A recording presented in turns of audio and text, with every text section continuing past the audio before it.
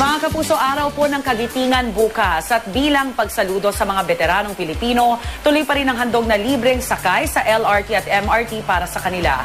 Para sa detalye, may live report si Love Añuvel. Love.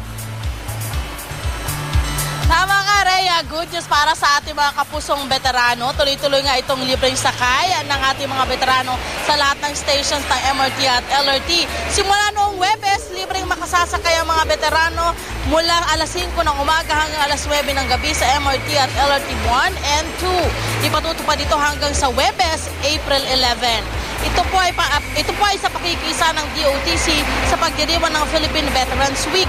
Kailangan lamang na magpakita ang veterano ng kanilang Veterans ID sa gwardiya para mailag ang kanilang pangalan at mabigyan sila ng boarding pass. Maaari ring makasakay ng libre ang isang kasama ng bawat veterano. Ipakita lamang nila ang kanilang ID at kailangan kilalanin sila ng veterano.